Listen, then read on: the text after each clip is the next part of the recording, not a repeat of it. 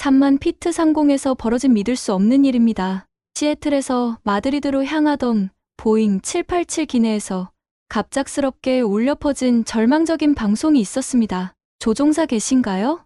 승무원들의 겁에 질린 목소리가 기내를 가득 메웠고 300여 명의 승객들은 공포에 휩싸였습니다. 그 순간 이코노미석에서 잠들어 있던 한 한국인 여성이 천천히 눈을 뜨게 됩니다.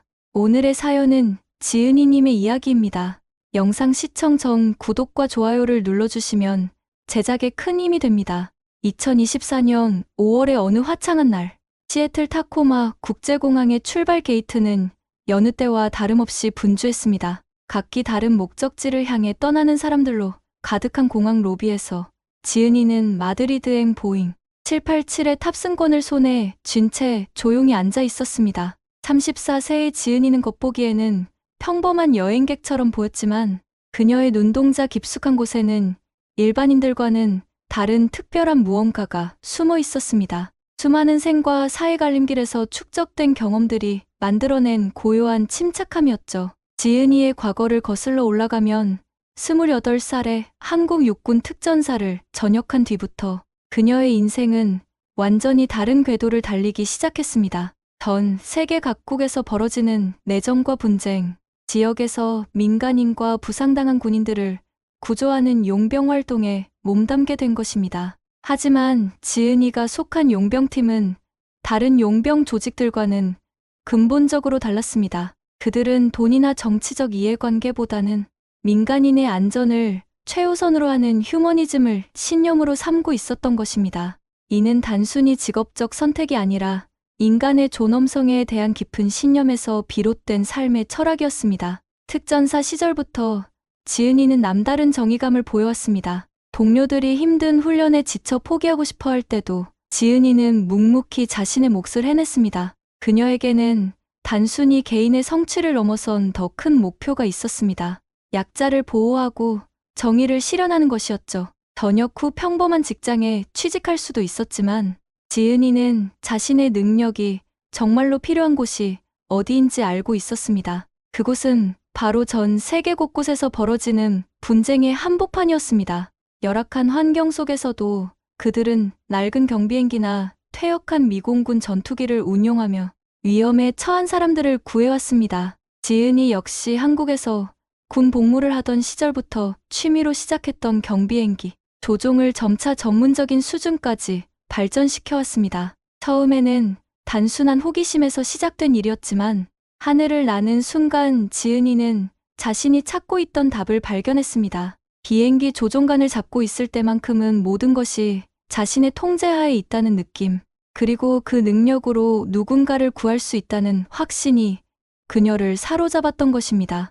용병팀에 합류한 이후로는 생존을 위해 비행 실력을 갈고 닦을 수밖에 없었습니다. 날이 갈수록 그녀의 조종 실력은 놀라울 정도로 향상되었습니다. 하지만 그 과정은 결코 쉽지 않았습니다. 적군의 대공포화가 쏟아지는 하늘을 가르며 민간인들을 태우고 안전지대로 빠져나와야 하는 상황들, 엔진 고장으로 추락 직전의 상황에서도 기적적으로 착륙을 성공시켜야 하는 극한의 순간들을 무수히 겪어야 했습니다.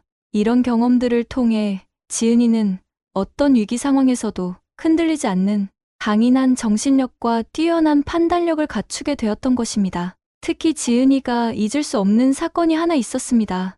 아프가니스탄 동부 지역에서 벌어진 일이었는데 탈레반의 공격으로 고립된 한 마을에서 여성과 어린이들을 구출하는 임무였습니다. 다른 팀원들은 육로로 접근하기엔 너무 위험하다며 포기하자고 했지만 지은이는 포기할 수 없었습니다. 그곳에는 임신한 여성과 갓난아기들이 있었거든요. 결국 지은이는 홀로 낡은 경비행기를 몰고 적진 한복판으로 들어가 23명의 민간인을 구출해냈습니다. 그때의 경험이 지은이에게는 자신의 사명을 재확인하는 계기가 되었습니다. 하지만 오늘 지은이는 그런 험난한 과거를 뒤로하고 잠시나마 평범한 여행객의 모습으로 돌아가려 했습니다. 탑승구에서 기다리는 동안 그녀는 창밖으로 보이는 활주로를 바라보며 잠시 생각에 잠겼습니다. 수많은 분쟁 지역에서 목숨을 걸고 사람들을 구해온 지난 6년의 시간들이 주마등처럼 스쳐 지나갔습니다. 총탄이 빗발치는 하늘을 가르며 낡은 경비행기를 몰고 적진 한복판에서 민간인들을 구해냈던 순간들, 엔진이 고장난 상태에서도 기적적으로 착륙에 성공했던 아찔했던 경험들이 하나하나 떠올랐습니다. 탑승 시간이 되자 지은이는 이코노미석 J47 좌석으로 향했습니다. 좌석에 앉으며 그녀는 오랜만에 느끼는 평범함에 안도감을 느꼈습니다. 승무원들의 친절한 안내 방송이 울려 퍼지고 승객들이 하나둘 자리를 잡아가는 모습을 보니 마치 다른 세상에 와 있는 것 같았습니다. 분쟁 지역에서는 언제나 긴장의 끈을 놓을 수 없었지만 이곳에서는 모든 것이 평화롭고 안전해 보였습니다. 아이들의 웃음소리, 연인들의 다정한 대화, 가족들의 화목한 모습들이 지은이에게는 너무나 소중하고 아름다워 보였습니다. 비행기가 이륙 준비를 시작하자 지은이는 안전벨트를 매며 깊은 한숨을 내쉬었습니다. 피로가 몰려오기 시작했습니다. 지난 몇 달간 아프리카의 한 분쟁 지역에서 연이은 구조 작업을 수행하며 제대로 쉴 틈도 없었던 터라 몸과 마음이 모두 지쳐 있었던 것입니다. 특히 마지막 임무에서는 정부군과 반군 사이의 교전이 격화되는 상황에서 피난민 캠프에 있던 100여 명의 사람들을 안전지대로 이송해야 했습니다. 사흘 동안 거의 잠을 자지 못하며 왕복 비행을 반복했던 기억이 아직도 생생했습니다. 비행기가 서서히 고도를 높여가며 구름 위로 올라가자 지은이는 창가에 기댄 채 자연스럽게 눈을 감았습니다. 엔진의 일정한 소음이 자장가처럼 들려오며 오랜만에 느끼는 평화로운 순간이었습니다. 그렇게 지은이는 앞으로 벌어질 일을 전혀 예상하지 못한 채 깊은 잠에 빠져들었습니다. 그녀의 얼굴에는 오랜만에 평온한 미소가 번졌고 마치 모든 걱정과 부담을 내려놓은 듯 편안해 보였습니다. 이륙 후 1시간이 지났을 때 기내는 여전히 평온했습니다. 승객들은 각자의 방식으로 긴 비행 시간을 보내고 있었습니다. 어떤 이는 책을 읽고 어떤 이는 영화를 감상하며 또 어떤 이는 지은이처럼 편안히 잠들어 있었습니다. 하지만 이 평화로운 순간은 오래가지 못했습니다. 조종석에서는 그 누구도 예상하지 못한 끔찍한 일이 벌어지고 있었습니다. 기장 존슨은 최근 몇 달간 심각한 가정 문제로 고통받고 있었습니다. 25년간 함께한 아내가 이혼을 요구했고 두 자녀마저 아버지를 외면하고 있었습니다. 경제적 어려움까지 겹치면서 존슨은 깊은 우울증에 빠져들었습니다.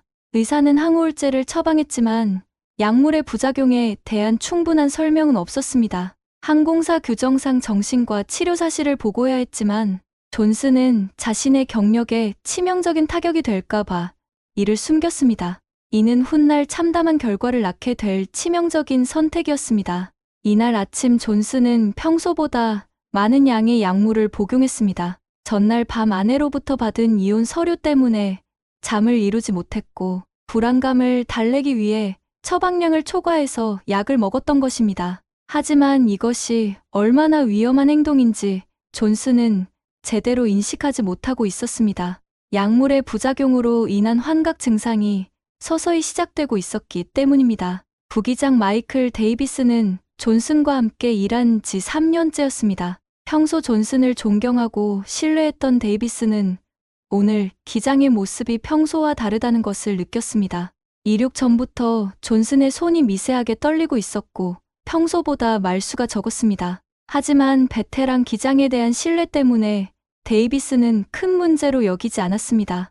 이것이 그가 저지른 첫 번째 실수였습니다. 비행이 시작된 지 1시간 후 존슨의 환각 증상이 심해지기 시작했습니다. 그는 데이비스가 자신을 해치려 한다는 망상에 사로잡혔습니다. 현실과 환상의 경계가 무너지면서 존슨은 데이비스를 적으로 인식하기 시작했습니다. 그의 눈에는 데이비스가 자신의 인생을 파괴한 모든 사람들의 모습으로 겹쳐 보였습니다. 아내의 얼굴, 변호사의 얼굴, 그리고 자신을 외면한 자녀들의 얼굴이 데이비스와 중첩되어 나타났습니다. 너도 나를 배신하려는 거지? 존슨이 갑자기 중얼거렸습니다. 데이비스는 기장의 말을 이해할 수 없었습니다. 그는 존슨에게 무슨 일인지 물어보려 했지만 그 순간 존슨이 갑자기 일어나 조종석 옆에 비치된 비상용 도구함에서 날카로운 금속 도구를 꺼내들었습니다. 데이비스의 얼굴에서 혈색이 사라졌습니다.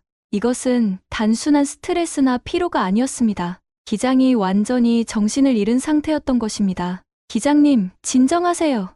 데이비스가 다급히 외쳤지만 존슨은 이미 현실 감각을 완전히 상실한 상태였습니다. 그는 데이비스를 향해 흉기를 휘둘렀고 데이비스는 간신히 몸을 피하며 방어에 나섰습니다. 좁은 조종석 안에서 벌어진 이 참혹한 상황은 마치 악몽 같았습니다. 3만 피트 상공에서 두 조종사 사이에 벌어진 이 믿을 수 없는 일은 기내의 300여 명 승객들의 생명을 직접적인 위험에 빠뜨리고 있었습니다. 데이비스는 필사적으로 저항했지만 그 과정에서 왼쪽 어깨와 팔에 깊은 상처를 입었습니다. 피가 흘러내리는 가운데서도 그는 비행기의 안전을 걱정했습니다. 자동 조종 장치가 작동하고 있었지만 언제 어떤 상황이 벌어질지 예측할 수 없었기 때문입니다. 그때 더욱 충격적인 일이 벌어졌습니다. 존슨이 갑자기 자신이 든 흉기를 자신의 목에 겨누었던 것입니다.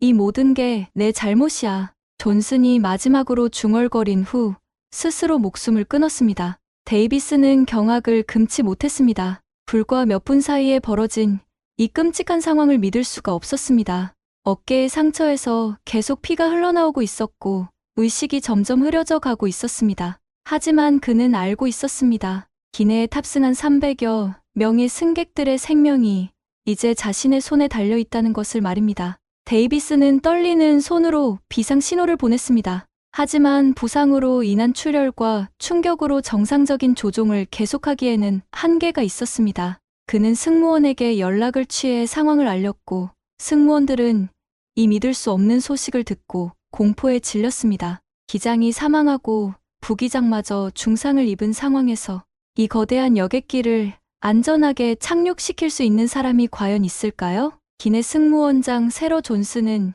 20년간의 경력에도 불구하고 이런 상황은 처음이었습니다. 그녀의 손이 떨렸지만 승객들의 안전을 위해 침착함을 유지해야 했습니다. 다른 승무원들과 긴급 회의를 한 후 그들은 기내 방송을 통해 조종사 경험이 있는 승객을 찾기로 결정했습니다. 이는 절망적인 상황에서 내린 최후의 선택이었습니다. 승객 여러분께 긴급히 알려드립니다. 세러의 목소리는 떨렸지만 최대한 침착하게 들리도록 노력했습니다. 기내에 탑승하신 승객 중에서 항공기 조종 경험이 있으신 분은 즉시 승무원에게 알려주시기 바랍니다. 매우 긴급한 상황입니다. 이 방송이 기내에 울려 퍼지자 승객들 사이에서는 술렁임이 일어났습니다. 무언가 심각한 일이 벌어졌다는 것을 직감한 사람들의 얼굴에는 불안과 공포가 스며들기 시작했습니다. 방송이 나오는 동안에도 승무원들은 객석을 돌아다니며 다급한 표정으로 조종 경험이 있는 승객을 찾고 있었습니다. 그들의 절박한 모습을 본 승객들은 상황의 심각성을 더욱 실감하게 되었습니다. 기내는 점점 더 긴장된 분위기로 변해갔고 아이들의 울음소리와 승객들의 불안한 대화 소리가 뒤섞여 흘러나왔습니다. 이 순간 지은이는 소란스러운 소음에 잠에서 깨어나게 되었습니다. 소란스러운 소음에 잠에서 깬 지은이는 순간적으로 자신이 어디에 있는지 혼란스러웠습니다. 꿈속에서는 아직도 아프리카의 그 메마른 대지 위를 날고 있었는데 현실로 돌아오니 여객기 기내의 긴장된 분위기가 그녀를 맞이했습니다. 지은이는 본능적으로 주변 상황을 파악하기 시작했습니다. 이는 수많은 위험 상황을 겪으며 체득한 생존 본능이었습니다. 승무원들의 표정에서 익히는 공포, 승객들 사이에 퍼지는 불안감, 그리고 반복되는 긴급 방송까지 모든 것이 평범하지 않은 상황임을 알려주고 있었습니다. 조종사 계신가요? 항공기 조종 경험이 있으신 분은 즉시 승무원에게 알려주시기 바랍니다. 방송이 다시 한번 울려 퍼졌습니다. 지은이의 가슴이 뛰기 시작했습니다. 조종사를 찾는다는 것은 현재 조종석에 문제가 생겼다는 뜻이었습니다. 그녀는 즉시 머릿속으로 가능한 시나리오들을 그려보기 시작했습니다. 기장이나 부기장의 갑작스러운 질병, 기계적 결함으로 인한 조종 불가능 상태, 아니면 더 심각한 상황일 수도 있었습니다. 지은이는 잠시 망설였습니다. 물론 그녀에게는 풍부한 조종 경험이 있었지만 그것은 모두 군용 항공기나 소형 민간 항공기에 한정된 것이었습니다. 보잉 787과 같은 대형 여객기는 완전히 다른 차원의 기술과 지식을 요구했습니다. 조종 시스템부터 항법 장비, 그리고 수백 명의 승객을 책임져야 하는 부담감까지 모든 것이 그녀가 경험해본 것과는 차원이 달랐습니다. 하지만 동시에 그녀는 알고 있었습니다. 이 상황에서 조종사를 찾는다는 것은 정말로 절망적인 상황이라는 것을 말입니다. 승무원들이 객석을 돌아다니며 조종 경험이 있는 승객을 찾는 모습을 보며 지은이는 깊은 고민에 빠졌습니다. 과연 자신이 나서는 것이 옳은 일일까요? 혹시 다른 승객 중에 더 적합한 사람이 있을지도 모르는데 성급하게 나서서 상황을 더 악화시키는 것은 아닐까요? 이런 생각들이 머릿속을 맴돌았습니다. 하지만 시간이 지날수록 승무원들의 표정은 더욱 절망적으로 변해갔고 다른 승객들도 아무도 나서지 않고 있었습니다. 그때 지은이의 머릿속에 과거의 한 장면이 떠올랐습니다. 아프가니스탄에서 벌어진 그 위급한 순간이었습니다. 탈레반의 포격으로 동료 한 명이 중상을 입고 의식을 잃은 상황에서 지은이 혼자서 경비행기를 조종의 안전지대까지 탈출해야 했던 그 순간 말입니다. 그때도 지은이는 두려웠습니다. 실패하면 모두가 죽을 수도 있는 상황이었으니까요. 하지만 그때 지은이가 내린 결정은 명확했습니다. 누군가는 해야 할 일이고 그 누군가가 바로 자신이라는 것이었습니다. 지은이는 천천히 자리에서 일어났습니다. 마음속에서는 여전히 불안감이 맴돌고 있었지만 그보다 더 강한 것은 책임감이었습니다. 수많은 분쟁 지역에서 위험에 처한 사람들을 구해온 경험이 그녀에게 가르쳐준 것은 바로 이것이었습니다. 완벽한 준비가 되기를 기다릴 수는 없다는 것, 그리고 누군가는 위험을 감수하고라도 나서야 한다는 것이었습니다. 물론 대형 여객기 조종은 처음이었지만 항공기의 기본 원리는 동일했고 무엇보다 현재 상황에서는 그녀가 가진 경험이 그 어떤 것보다도 소중했습니다. 지은이가 손을 들어 올리자 근처에 있던 승무원이 즉시 달려왔습니다. 조종 경험이 있으십니까? 승무원의 목소리에는 간절함이 묻어 있었습니다. 네, 군용기와 소형 민간기 조종 경험이 있습니다. 상황이 어떻게 된 건가요? 지은이의 침착한 목소리를 들은 승무원의 얼굴에 희망의 빛이 스쳤습니다. 마침내 이 절망적인 상황에서 한 줄기 빛을 찾은 것 같았습니다. 승무원은 지은이를 조용한 곳으로 안내한 후 상황을 설명하기 시작했습니다. 기장이 갑작스럽게 정신 이상 증세를 보이며 부기장을 공격했고 그 과정에서 기장은 스스로 목숨을 끊었다는 충격적인 사실을 들었습니다. 부기장은 공격을 받으며 중상을 입었고 현재 혼자서 비행기를 조종하고 있지만 의식이 점점 흐려지고 있는 상태라는 것이었습니다. 지은이는 상황의 심각성을 즉시 파악했습니다. 이는 단순한 기계적 결함이나 일시적인 문제가 아니라 정말로 생사가 걸린 극한의 상황이었던 것입니다. 하지만 이때 기내에서는 예상치 못한 반발이 일어나기 시작했습니다. 비즈니스 클래스에 앉아있던 중년 남성이 벌떡 일어나 큰 소리로 항의하기 시작한 것입니다. 그는 레이놀드라는 이름의 미국인 사업가로 여러 기업을 소유한 억만장자였습니다. 잠깐만요. 이 여자가 뭘 할 수 있다는 거죠? 레이놀드의 목소리는 기내 전체에 울려 퍼졌습니다. 동양인이고 게다가 여자라니. 이런 대형 항공기를 조종해 본 경험이나 있는 겁니까? 레이놀드의 말에는 명백한 인종적, 성별적 편견이 담겨 있었습니다. 그는 지은이의 실제 능력이나 경험은 전혀 묻지도 따지지도 않은 채 오직 그녀의 외모와 성별만으로 판단을 내리고 있었습니다. 이는 현대 사회에서도 여전히 뿌리 깊게 남아있는 차별과 편견의 민낯을 보여주는 순간이었습니다. 특히 위기 상황에서 이런 편견이 얼마나 위험할 수 있는지를 보여주는 사례이기도 했습니다. 레이놀드의 항의에 몇몇 승객들이 동조하기 시작했습니다. 맞아요. 이런 중요한 순간에 확실하지 않은 사람에게 우리 목숨을 맡길 수는 없어요. 다른 사람은 정말 없는 건가요?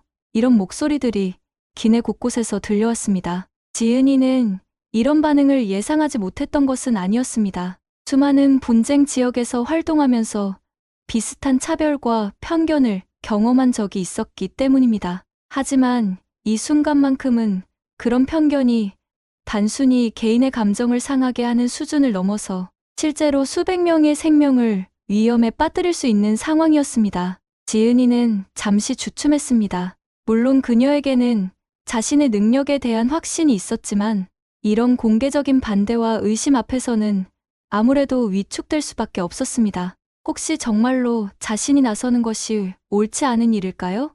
혹시 다른 더 적합한 사람이 있는데 자신이 성급하게 나선 것은 아닐까요?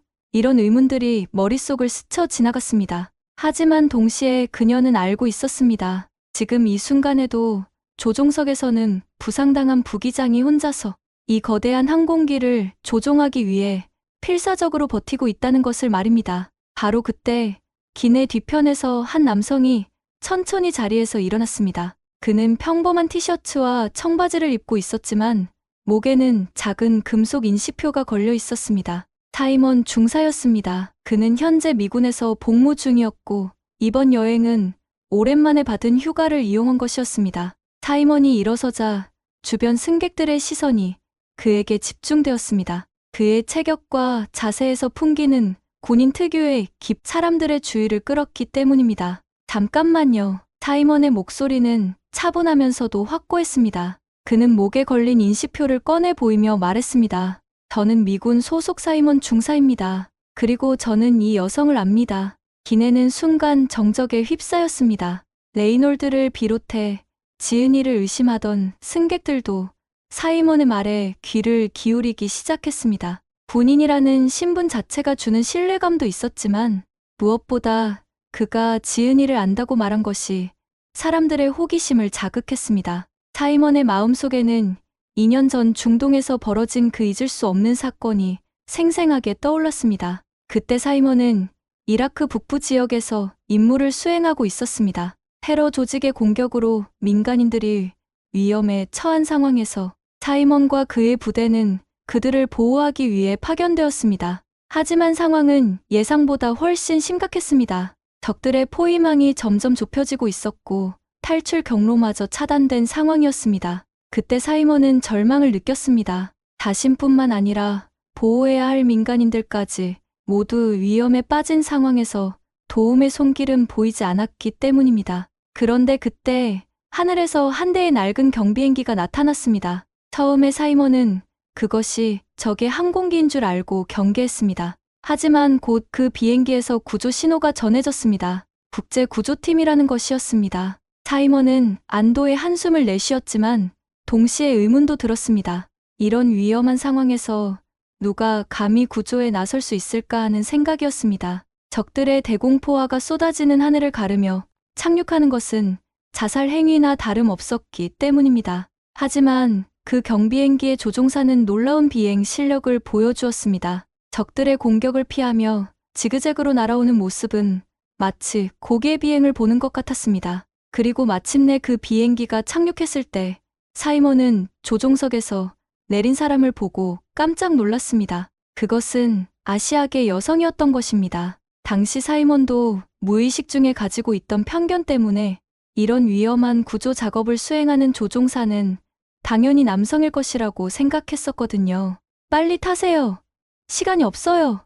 그 여성이 유창한 영어로 외쳤습니다. 바로 지은이었습니다. 사이먼은 지금도 그때의 상황을 생생하게 기억하고 있었습니다. 지은이는 민간인들을 먼저 비행기에 태우고 부상당한 군인들을 돌보며 마지막에는 사이먼까지 안전하게 구출해 주었습니다. 그 과정에서 적들의 공격은 계속되었고 비행기에도 총탄이 명중했지만 지은이는 조금도 흔들리지 않고 완벽한 조종 실력을 보여주었습니다. 특히 사이먼이 잊을 수 없는 것은 이륙 과정이었습니다. 활주로가 짧고 울퉁불퉁한 상황에서 게다가 적들의 포화까지 쏟아지는 가운데 이륙하는 것은 거의 불가능해 보였습니다. 하지만 지은이는 침착하게 상황을 판단하고 바람의 방향과 지형의 특성을 이용해 기적적으로 이륙에 성공했습니다. 그때 사이먼은 진정한 전문가의 모습을 보았습니다. 성별이나 국적, 외모와는 전혀 상관없이 오직 실력만으로 불가능을 가능하게 만드는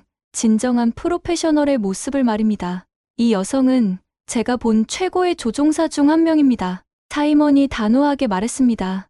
2년 전 이라크에서 저와 제 동료들, 그리고 10여 명의 민간인들이 적에게 포위당해 절체절명의 위기에 처했을 때 이분이 낡은 경비행기를 몰고 와서 우리를 구해 주었습니다. 적들의 포화가 쏟아지는 상황에서도 완벽한 조종 실력으로 우리 모두를 안전하게 구출해 주었어요. 사이먼의 증언에 기내 분위기가 급격히 바뀌기 시작했습니다. 미군 중사라는 신뢰할 만한 신분의 사람이 직접 목격한 증언이었기 때문에 그 무게감이 달랐습니다. 특히 레이놀드를 비롯해 지은이를 의심하던 승객들의 표정에도 변화가 일어났습니다. 하지만 사이먼은 거기서 멈추지 않았습니다. 그는 더욱 구체적으로 그날의 상황을 설명하기 시작했습니다. 그때 상황이 얼마나 절망적이었는지 여러분은 상상도 못하실 겁니다. 사이먼의 목소리에는 그날의 긴박함이 그대로 담겨 있었습니다. 적들이 사방에서 포위해오고 있었고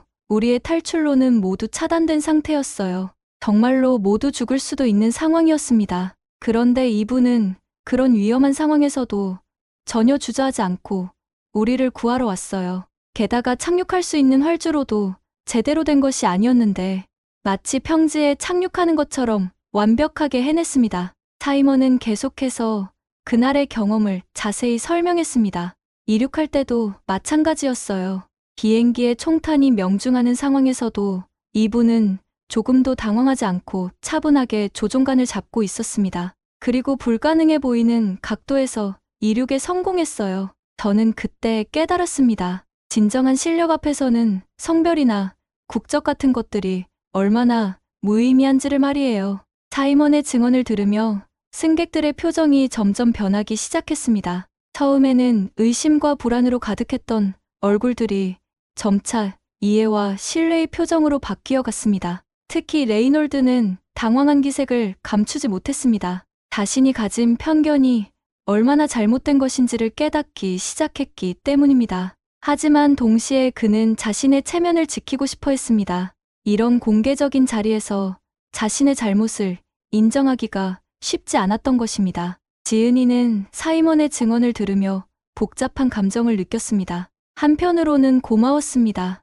이런 절망적인 상황에서 자신을 믿고 증언해주는 사람이 있다는 것이 큰 힘이 되었기 때문입니다. 하지만 동시에 부담감도 느꼈습니다. 사이먼의 증언으로 인해 사람들의 기대가 높아진 만큼 이제 정말로 그 기대에 부응해야 한다는 압박감이 생겼기 때문입니다. 더욱이 이번에는 경비행기가 아니라 수백 명의 승객이 탄 대형 여객기였습니다. 실수가 허용되지 않는 상황이었던 것입니다. 사이먼의 증언이 끝나자 기내의 분위기는 완전히 달라졌습니다. 승객들의 시선이 지은이를 바라보는 방식에서 의심과 불신은 사라지고 대신 기대와 신뢰가 자리 잡기 시작했습니다. 하지만 지은이 자신에게는 오히려 더 큰 부담이 되었습니다. 이제 그녀는 단순히 자신의 능력을 증명하는 것을 넘어서 사람들의 생명을 책임져야 하는 막중한 임무를 떠안게 된 것입니다. 그녀의 어깨가 무거워졌지만 동시에 마음속 깊은 곳에서는 익숙한 감정이 솟아오르고 있었습니다. 바로 사명감이었습니다. 이는 단순한 개인적 도전을 넘어선 인간의 존엄성과 생명의 가치를 지켜내야 하는 숭고한 책임이었습니다. 이 순간 지은이는 자신이 지금까지 경험해온 모든 차별과 편견의 순간들을 떠올렸습니다. 군 복무 시절 여성이라는 이유로 받았던 무시, 분쟁 지역에서 아시아인이라는 이유로 겪었던 냉대, 그리고 용병이라는 직업에 대한 사회적 편견까지. 하지만 그때마다 지은이가 선택한 것은 말이 아닌 행동이었습니다. 편견에 맞서는 가장 강력한 무기는 바로 실력과 결과였다는 것을 그녀는 알고 있었습니다. 오늘도 마찬가지였습니다. 레이놀드와 같은 사람들의 편견을 바꾸는 방법은 그들을 설득하는 것이 아니라 성공적으로 임무를 완수하는 것이었습니다. 승무원들은 지은이를 조종석으로 안내했습니다. 기내 통로를 걸어가는 동안 지은이는 양쪽으로 늘어선 승객들의 시선을 느꼈습니다. 어떤 이들의 눈에는 간절함이, 어떤 이들의 눈에는 여전한 걱정이 담겨 있었습니다. 특히 어린 자녀를 둔 부모들의 표정에서는 절박함을 읽을 수 있었습니다. 한 어머니가 품에 안은 갓난아기의 평화로운 잠든 모습, 창가에 앉아 불안해하는 10대 소년의 떨리는 손, 서로를 꼭 붙잡고 있는 노부부의 주름진 손길까지. 지은이는 그 모든 시선들을 가슴 깊이 새겼습니다. 이것은 단순한 기술적 도전이 아니라 인간의 존엄성과 생명의 가치가 걸린 문제였기 때문입니다. 조종석 문이 열리자 지은이는 충격적인 광경을 목격했습니다. 기장의 자리는 비어 있었고 바닥에는 아직 완전히 치워지지 않은 혈흔이 남아 있었습니다. 공기 중에는 긴장감과 함께 희미한 혈냄새가 섞여 있었습니다. 부기장 데이비스는 왼쪽 어깨와 팔에 깊은 상처를 입은 채 조종석에 앉아 있었습니다. 그의 얼굴은 창백했고 의식이 점점 흐려져 가고 있는 것이 눈에 보였습니다. 하지만 그럼에도 불구하고 그는 필사적으로 비행기를 조종하려 노력하고 있었습니다. 이 광경을 본 지은이는 상황의 심각성을 더욱 절실히 깨달았습니다. 동시에 데이비스의 프로페셔널한 정신에 깊은 존경심을 느꼈습니다. 함께 조종석에 들어온 의사 케빈 윌리엄스는 즉시 데이비스의 상태를 확인했습니다. 40대 초반의 케빈은 15년간 응급의학과에서 근무한 베테랑 의사였습니다. 그는 무수히 많은 응급 상황을 경험해왔지만 3만 피트 상공에서의 응급처치는 처음이었습니다. 제한된 의료 장비와 좁은 공간, 그리고 시간의 압박까지 모든 조건이 불리했지만 케빈은 자신의 전문성을 발휘해 데이비스의 상처를 살펴보며 심각한 표정을 지었습니다. 상처가 생각보다 깊습니다. 출혈이 계속되고 있고 이미 상당한 양의 피를 흘린 상태예요. 빨리 수술을 받아야 합니다. 케빈의 진단은 명확했습니다. 데이비스가 의식을 유지할 수 있는 시간이 그리 많이 남지 않았다는 것이었습니다. 지은이는 부기장석에 앉으며 조종대를 살펴보기 시작했습니다. 보잉 787의 조종석은 그녀가 지금까지 경험해본 어떤 항공기보다도 복잡했습니다. 수많은 계기판과 스위치, 디스플레이 화면들이 눈앞에 펼쳐져 있었습니다. LCD 모니터에는 복잡한 비행 정보들이 실시간으로 업데이트되고 있었고 각종 경고등과 상태 표시등들이 깜고 있었습니다. 하지만 지은이는 당황하지 않았습니다. 수년간의 경험이 그녀에게 가르쳐준 것은 어떤 복잡한 시스템이라도 기본 원리는 동일하다는 것이었습니다. 중요한 것은 현재 상황을 정확히 파악하고 우선순위를 명확히 하는 것이었습니다. 그녀는 먼저 가장 중요한 계기들을 하나씩 확인해 나갔습니다. 고도계, 속도계, 연료 게이지, 엔진 상태 표시 등까지. 다행히 모든 시스템이 정상적으로 작동하고 있었습니다. 자동 조종 장치도 안정적으로 기능하고 있어서 당장 추락의 위험은 없었습니다. 하지만 지은이는 알고 있었습니다. 진짜 어려운 부분은 착륙 과정이라는 것을 말입니다. 아무리 자동화된 시스템이라 해도 착륙만큼은 조종사의 경험과 실력이 절대적으로 필요했기 때문입니다. 현재 고도와 속도, 연료 상태는 어떻게 되나요? 지은이가 데이비스에게 물었습니다. 데이비스는 힘겹게 대답했습니다. 고도 31,000피트, 속도는 마하 0.8, 연료는 아직 충분합니다. 자동 조종 장치가 작동 중이지만 곧 수동으로 전환해야 할 수도 있습니다. 그의 목소리는 점점 약해지고 있었습니다. 지은이는 즉시 상황을 파악했습니다. 다행히 현재는 자동 조종 상태였지만 착륙을 위해서는 결국 수동 조종이 필요했고 그 책임이 이제 자신에게 넘어온 것이었습니다. 지은이는 관제탑과의 통신을 시작했습니다. 마드리드 관제탑, 여기는 델타 항공 237편입니다. 비상 상황이 발생했습니다. 관제탑에서는 즉시 응답이 왔습니다. 델타 237편, 여기는 마드리드 관제탑입니다. 상황을 보고해 주십시오. 지은이는 침착하게 현재 상황을 설명했습니다. 기장의 사망과 부기장의 부상, 그리고 자신이 비상 조종사로 나선 사실까지 모두 보고했습니다. 관제사는 처음에는 믿기 어렵다는 반응을 보였지만 곧 상황의 심각성을 이해하고 전폭적인 지원을 약속했습니다. 관제탑에서는 잠시 정적이 흘렀습니다. 이런 상황은 항공 역사상에도 매우 드문 일이었기 때문입니다. 곧 관제사의 목소리가 다시 들려왔습니다. 델타 237편, 현재 마드리드 공항은 기상 악화로 착륙이 어려운 상태입니다. 폭우와 강풍으로 인해 시야가 극도로 제한되어 있습니다. 대안을 찾고 있으니 잠시 대기해 주십시오. 이 소식은 지은이에게 또 다른 충격이었습니다. 설상가상으로 날씨마저 좋지 않다는 것이었습니다. 하지만 그녀는 이런 상황에 익숙했습니다. 분쟁 지역에서는 언제나 완벽하지 않은 조건에서 임무를 수행해야 했기 때문입니다. 데이비스가 힘겹게 말했습니다. 리스본이나 바르셀로나 공항을 고려해야 할 것 같습니다. 하지만 연료를 고려하면 시간이 많지 않아요. 그의 의식이 점점 흐려지고 있는 것이 눈에 보였습니다. 케빈이 다급히 말했습니다. 이분의 상태로는 오래 버티기 어려울 것 같습니다. 혈압이 계속 떨어지고 있어요. 빨리 결정을 내려야 해요. 지은이는 순간 압박감을 느꼈습니다. 시간은 부족하고 선택지는 제한적이며 게다가 날씨마저 좋지 않은 상황에서 300여 명의 생명을 책임져야 했습니다. 하지만 바로 그 순간 지은이의 머릿속에는 과거의 경험들이 빠르게 스쳐 지나갔습니다. 아프가니스탄에서 폭풍우 속에서도 착륙에 성공했던 일, 소말리아에서 연료 부족 상황에서도 기적적으로 안전지대에 도착했던 경험들이 떠올랐습니다. 그때마다 지은이가 의존했던 것은 단순한 기술적 지식이 아니라 상황에 대한 직관적 판단과 불굴의 의지였습니다. 지금도 마찬가지였습니다. 완벽한 조건을 기다릴 시간은 없었고 주어진 상황에서 최선의 선택을 해야 했습니다. 이것이 바로 지은이가 수많은 위기 상황에서 배운 가장 중요한 교훈이었습니다. 관제탑, 현재 포르투갈 리스본 공항의 기상 상태는 어떤가요? 지은이가 물었습니다. 잠시 후 답변이 왔습니다. 리스본 공항은 현재 착륙 가능한 상태입니다. 하지만 바람이 다소 강한 편입니다. 측풍이 시속 40km 정도로 불고 있어 착륙에 주의가 필요합니다. 지은이는 즉시 결정을 내렸습니다.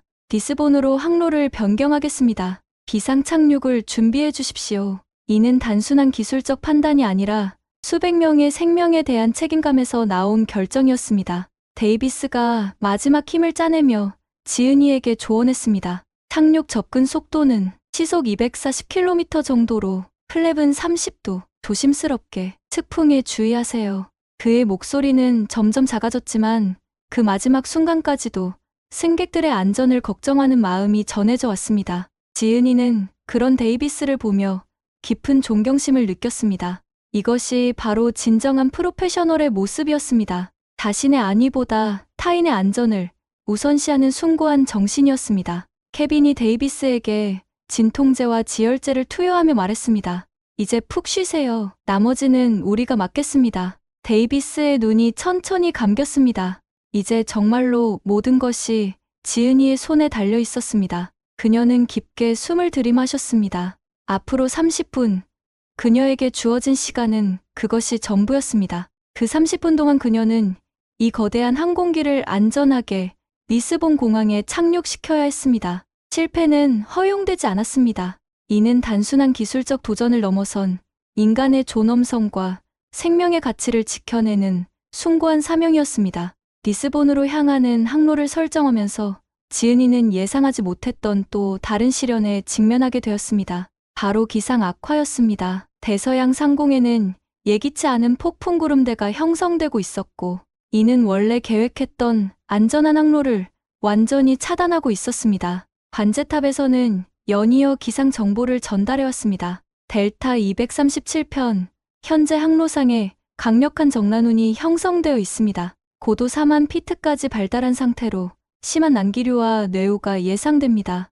이는 대형 여객기에게는 매우 위험한 상황이었습니다. 지은이의 머릿속에는 순간적으로 여러 가지 선택지들이 떠올랐습니다. 폭풍을 우회하여 더 긴 항로를 택할 것인가, 아니면 고도를 변경하여 폭풍 위나 아래로 통과할 것인가. 하지만 연료 상황과 데이비스의 상태를 고려할 때 시간을 지체할 여유는 없었습니다. 더욱이 부상당한 부기장의 의식이 점점 더 흐려지고 있는 상황에서 지은이는 신속하면서도 안전한 결정을 내려야 했습니다. 이 순간 그녀의 뇌리에는 과거 분쟁 지역에서 겪었던 유사한 상황들이 선명하게 떠올랐습니다. 특히 시리아 상공에서 겪었던 그 아찔했던 경험이 생각났습니다. 당시 지은이는 부상당한 민간인들을 태우고 안전지대로 향하던 중 갑작스럽게 몰아닥친 사막 폭풍과 마주쳤습니다. 시야는 완전히 차단되었고 강풍으로 인해 경비행기는 마치 나무숲처럼 흔들렸습니다. 그때 지은이가 선택한 것은 일반적인 항공 매뉴얼에는 없는 방법이었습니다. 폭풍의 중심부를 관통하되 가장 약한 지점을 찾아 최단 시간에 통과하는 것이었습니다. 이는 매우 위험한 선택이었지만 연료와 시간의 제약을 고려할 때 유일한 해답이었습니다. 관제탑 폭풍구름의 구조를 자세히 분석해 주실 수 있나요?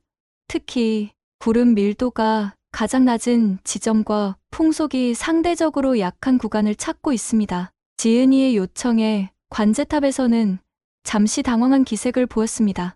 일반적으로 민간 항공기는 이런 위험한 기상 조건을 피해 우회하는 것이 원칙이었기 때문입니다. 하지만 현재 상황의 특수성을 이해한 관제사는 즉시 기상 레이더 정보를 분석하기 시작했습니다. 잠시만 기다려 주십시오. 기상 전문가와 상의하여 최적의 경로를 찾아드리겠습니다.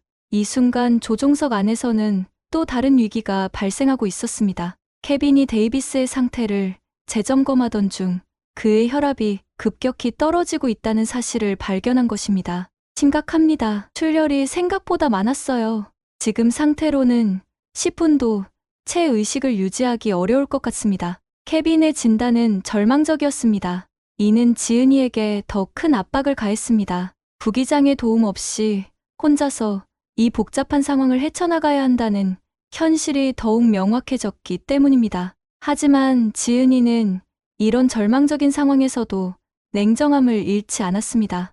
오히려 그녀의 마음속에는 더욱 강한 의지가 불타오르고 있었습니다. 수많은 분쟁 지역에서 그녀가 배운 것은 바로 이것이었습니다. 상황이 어려울수록, 희망이 보이지 않을수록 더욱 차분하고 물리적으로 접근해야 한다는 것이었습니다. 감정에 휘둘리는 순간 모든 것이 무너질 수 있었기 때문입니다. 지은이는 깊게 숨을 들이마시며 자신의 마음을 진정시켰습니다. 그리고 다시 한번 상황을 차근차근 분석하기 시작했습니다. 관제탑에서 드디어 답변이 왔습니다. 델타 237편, 기상 분석 결과 폭풍구름대의 남동쪽 가장자리에 상대적으로 약한 구간이 있습니다. 해당 지점의 구름 두께는 약 5km이고 풍속은 시속 60km 정도입니다. 하지만 여전히 위험한 수준이므로 신중히 판단하시기 바랍니다. 이 정보를 들은 지은이는 즉시 머릿속으로 계산을 시작했습니다. 현재 속도로 5km를 통과하는 데 걸리는 시간, 그동안 받게 될 난기류의 강도, 그리고 항공기가 견딜 수 있는 한계까지 모든 것을 종합적으로 고려했습니다. 폭풍구름 통과를 시도하겠습니다. 지은이의 결정에 관제탑에서는 잠시 정적이 흘렀습니다. 이는 매우 위험한 결정이었지만 현재 상황에서는 최선의 선택이었습니다. 델타 237편, 결정을 존중합니다. 전 구간에서 지원하겠습니다. 행운을 빕니다. 관제사의 목소리에는 걱정과 함께 격려의 마음이 담겨 있었습니다. 이제 모든 준비가 끝났습니다. 지은이는 자동 조종 장치를 해제하고 수동 조종으로 전환했습니다. 조종관을 잡는 순간 지은이는 과거의 모든 경험들이 자신의 손끝으로 전해져 오는 것을 느꼈습니다. 아프가니스탄의 메마른 하늘, 소말리아의 뜨거운 사막, 시리아의 폐허가 된 도시들 위를 알았던 그 모든 순간들이 지금 이 순간과 하나로 연결되었습니다. 그때마다 지은이가 조종관을 잡았던 이유는 단 하나였습니다. 누군가의 생명을 구하기 위해서였습니다. 오늘도 마찬가지였습니다. 300여 명의 승객들, 그들 각각의 소중한 생명이 지금 그녀의 손에 달려 있었습니다. 항공기가 폭풍구름에 접근하기 시작하자 기내에서는 미묘한 변화가 감지되기 시작했습니다. 엔진 소음이 조금씩 달라지고 기체가 미세하게 흔들리기 시작한 것입니다. 승객들도 이런 변화를 느꼈습니다. 창밖으로 보이는 하늘이 점점 어두워지고 번개가 번쩍이는 모습을 본 승객들은 불안해하기 시작했습니다. 하지만 승무원들은 침착함을 유지하며 승객들을 안심시켰습니다. 잠시 기상이 좋지 않은 구간을 통과하고 있습니다. 안전벨트를 꼭 착용해 주시기 바랍니다. 폭풍구름에 진입하자 상황은 급격히 변했습니다. 항공기가 마치 거친 바다의 파도에 휩쓸린 배처럼 심하게 흔들리기 시작했습니다. 하지만 지은이는 전혀 당황하지 않았습니다. 오히려 그녀의 얼굴에는 집중의 표정이 더욱 짙어졌습니다. 과거 분쟁 지역에서 경험했던 것보다 더 심한 난기류도 겪어본 적이 있었기 때문입니다. 중요한 것은 항공기의 자세를 안정적으로 유지하면서 구조적 한계를 넘지 않는 것이었습니다. 모든 것이 정상입니다. 지은이가 기내 방송을 통해 승객들에게 말했습니다. 그녀의 목소리는 놀라울 정도로 차분하고 안정적이었습니다. 잠시 난기류를 겪고 있지만 곧 안정된 구간에 도달할 예정입니다. 안전벨트를 착용하고 좌석에 앉아 계시기 바랍니다. 이 방송을 들은 승객들은 신기하게도 안정감을 느꼈습니다. 지은이의 목소리에서 전해지는 확신과 전문성이 그들의 불안을 달래준 것입니다. 폭풍의 핵심부를 통과하는 10분은 마치 영원처럼 길게 느껴졌습니다. 하지만 지은이의 숙련된 조종 실력 덕분에 항공기는 구조적 손상 없이 폭풍을 견뎌냈습니다. 마침내 구름을 빠져나오자 앞에는 맑고 푸른 하늘이 펼쳐져 있었습니다. 이 순간 기내에서는 자연스럽게 박수가 터져 나왔습니다. 승객들은 지은이의 놀라운 실력에 감탄하며 동시에 안도의 한숨을 내쉬었습니다. 이제 리스본 공항까지는 순조로운 비행이 가능해 보였습니다. 폭풍을 무사히 통과한 후 리스본 공항이 점점 가까워지면서 지은이는 가장 중요하고도 어려운 단계에 직면하게 되었습니다. 바로 착륙이었습니다. 아무리 숙련된 조종사라 할지라도 착륙은 언제나 가장 위험하고 정밀함을 요구하는 과정입니다. 더욱이 지은이에게는 보잉 787과 같은 대형 여객기의 착륙 경험이 전무했습니다. 하지만 그녀는 이 순간을 위해 지금까지의 모든 경험과 지식을 총동원해야 한다는 것을 알고 있었습니다.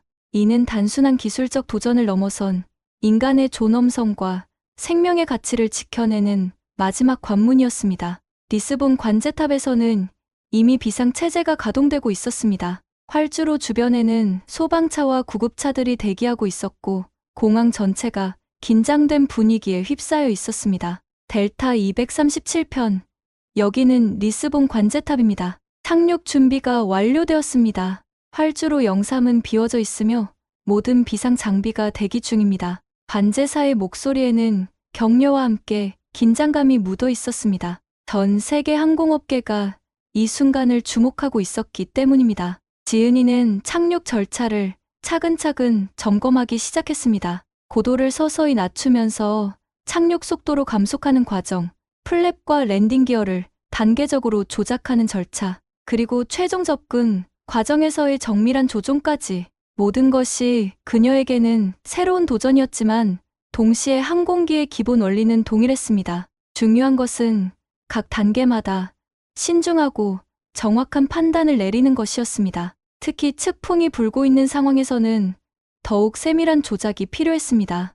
이 순간 지은이의 마음속에는 과거의 한 장면이 선명하게 떠올랐습니다. 바로 자신이 처음으로 민간인을 구조했던 그날의 기억이었습니다. 그때도 지금처럼 모든 것이 불확실했고 성공할 수 있을지 확신이 서지 않았습니다. 하지만 그 순간 지은이가 선택한 것은 두려움에 굴복하는 것이 아니라 자신이 가진 모든 능력을 믿고 최선을 다하는 것이었습니다. 그 결과 수많은 생명을 구할 수 있었고 그 경험이 오늘의 자신을 만들어준 것입니다. 지금도 마찬가지였습니다. 완벽한 확신이 없더라도 최선의 노력과 올바른 판단만 있다면 기적은 일어날 수 있었습니다. 고도 5,000피트, 속도 시속 300km로 감속 중입니다. 지은이가 관제탑의 상황을 보고했습니다. 착륙을 위한 첫 번째 단계가 순조롭게 진행되고 있었습니다. 하지만 여기서부터가 진짜 어려운 부분이었습니다.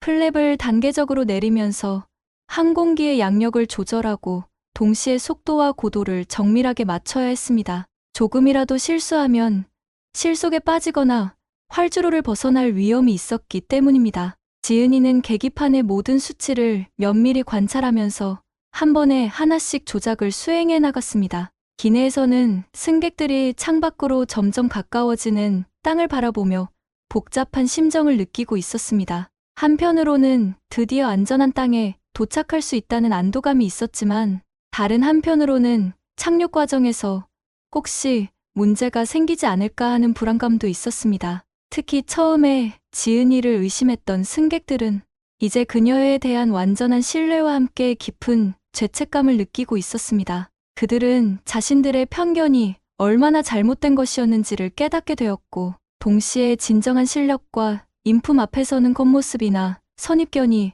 얼마나 무의미한지를 절감하고 있었습니다. 레이놀드는 특히 복잡한 심경이었습니다. 자신이 그토록 무시하고 조롱했던 동양인 여성이 실제로는 자신과 모든 승객들의 생명을 구해주고 있는 상황에서 그는 자신의 오만함과 편견이 얼마나 부끄러운 것인지를 뼈저리게 느끼고 있었습니다. 하지만 동시에 그는 이 경험을 통해 중요한 깨달음을 얻고 있었습니다. 진정한 가치는 사람의 외모나 배경이 아니라 그 사람이 가진 실력과 인격, 그리고 타인을 위해 헌신하는 마음에서 나온다는 것이었습니다. 이는 그의 인생관을 완전히 바꿔놓을 만한 경험이었습니다. 고도 2000피트, 최종 접근을 시작합니다. 지은이의 목소리는 여전히 차분하고 안정적이었습니다. 이제 활주로가 눈앞에 선명하게 보이기 시작했습니다. 하지만 바로 이 순간이 가장 중요했습니다. 측풍의 영향을 정확히 계산하여 접근 각도를 조정하고 터치다운 순간에 정확한 타이밍을 맞춰야 했기 때문입니다. 지은이는 과거 분쟁 지역에서 배운 적어도 비행 기술을 응용하여 바람의 방향과 강도를 몸으로 느끼며 항공기의 자세를 미세하게 조정해 나갔습니다. 조종석에서는 케빈이 여전히 데이비스를 돌보고 있었습니다. 다행히 지열이 어느 정도 성공하여 상태가 안정되었지만 여전히 의식을 잃은 상태였습니다. 케빈은 지은이의 집중력을 방해하지 않기 위해 조용히 응급처치를 계속하면서 동시에 그녀의 놀라운 조종 실력에 감탄하고 있었습니다. 의학도로서 정밀함과 침착함의 중요성을 잘 알고 있던 케빈은 지은이가 보여주는 전문성이 자신이 수술실에서 보이는 것과 매우 유사하다는 것을 느꼈습니다. 생명을 다루는 일에는 공통된 정신적 자세가 필요하다는 것이었습니다. 고도 1000피트, 속도 시속 240km.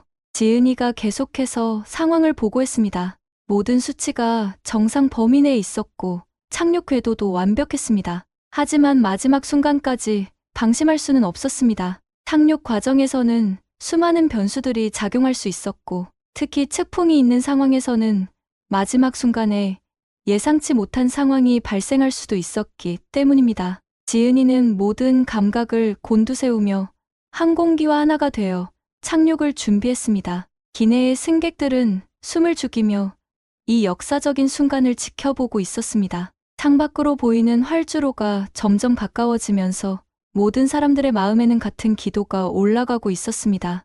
무사히 착륙하기를, 그리고 이 놀라운 여성 조종사가 기적을 완성하기를 바라는 마음이었습니다.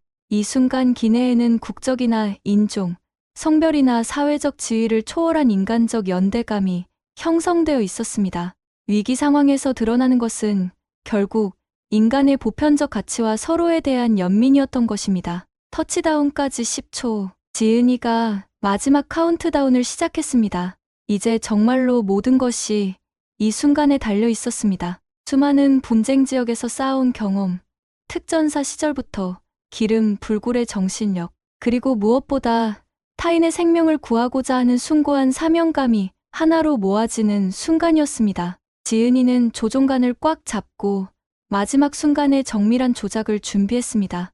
이제 몇 초 후면 이 모든 것이 끝날 것입니다.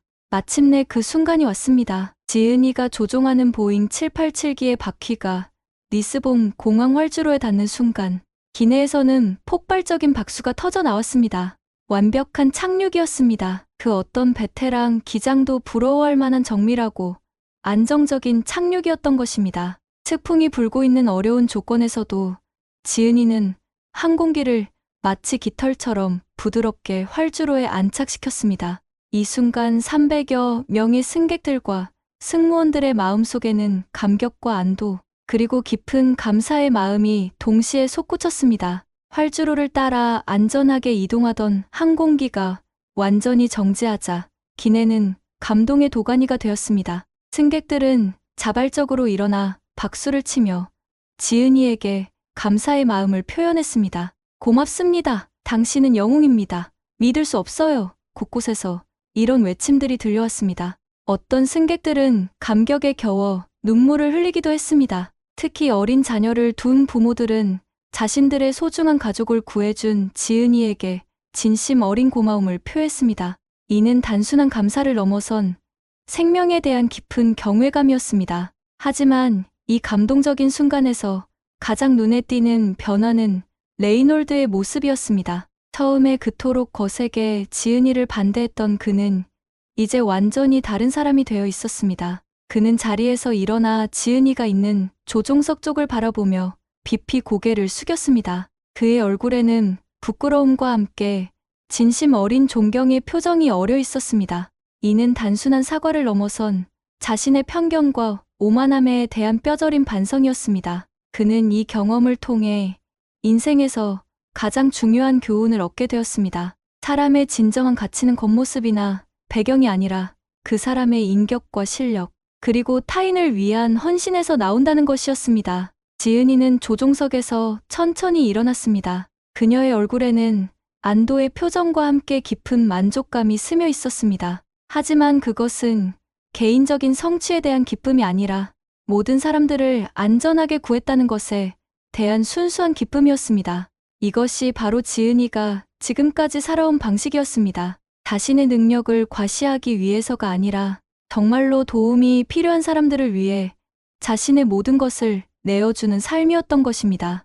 오늘도 마찬가지였습니다. 그녀는 단순히 항공기를 착륙시킨 것이 아니라 300여 명의 소중한 생명과 그들의 가족, 그리고 그들이 꿈꾸는 미래를 지켜낸 것이었습니다. 조종석에서 나온 지은이를 보며 승객들은 다시 한번 박수를 보냈습니다. 하지만 지은이는 겸손하게 고개를 숙이며 말했습니다. 저는 제가 해야 할 일을 했을 뿐입니다. 정말로 고생하신 분은 부상을 당하고도 끝까지 버텨주신 부기장님과 응급처치를 해주신 케빈 의사님입니다.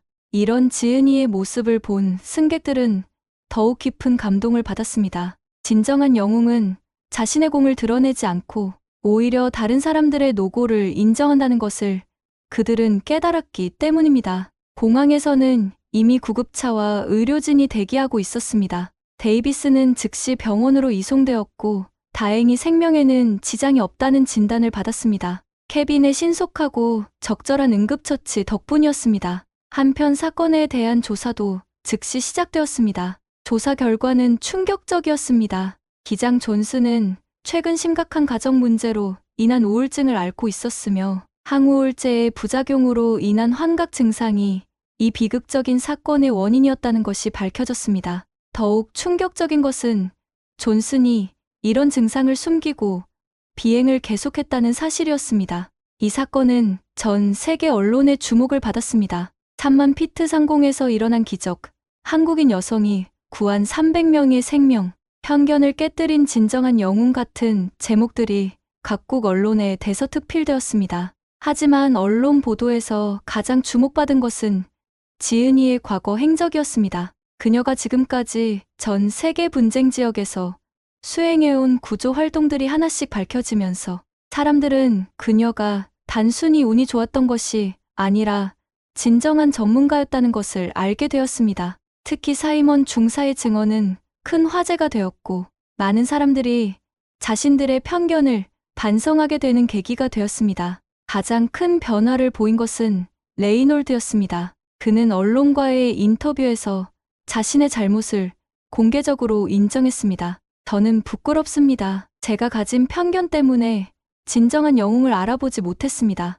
지은이님이 아니었다면 저를 포함한 모든 승객들이 목숨을 잃을 뻔했습니다.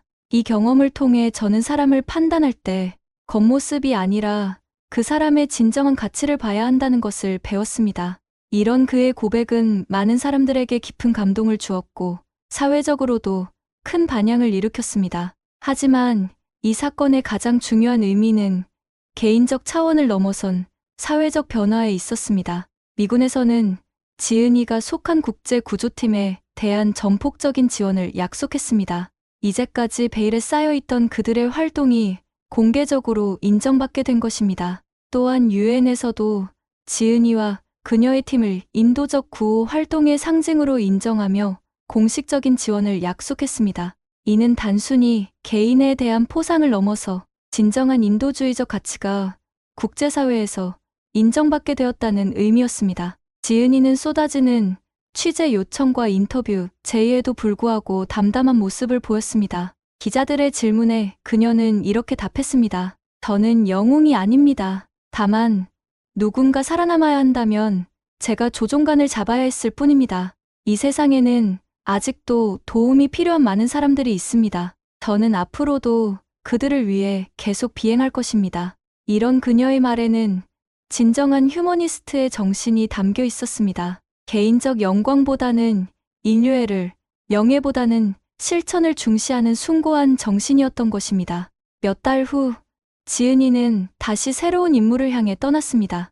이번에는 아프리카의 한 분쟁 지역에서 발생한 난민 사태를 돕기 위해서였습니다. 공항에서 그녀를 배웅하는 사람들 중에는 그날 함께 비행했던 승객들도 있었습니다. 사이먼 중사는 다시 한번 그녀에게 감사의 인사를 전했고, 심지어 레이놀드도 와서 깊이 고개를 숙였습니다. 그들은 지은이를 통해 인생에서 가장 소중한 교훈을 배웠다고 말했습니다. 그것은 바로 진정한 가치는 겉모습이 아니라 마음속에 있다는 것, 그리고 한 사람의 용기와 헌신이 세상을 바꿀 수 있다는 것이었습니다. 지은이가 탄 비행기가 하늘로 올라가며 점점 작아져 갈 때 사람들의 마음속에는 깊은 감동과 함께 새로운 다짐이 자리 잡았습니다. 그들도 지은이처럼 편견 없는 시각으로 세상을 바라보고 어려운 이웃을 도우며 진정한 인간다움을 실천하며 살아가겠다는 다짐이었습니다.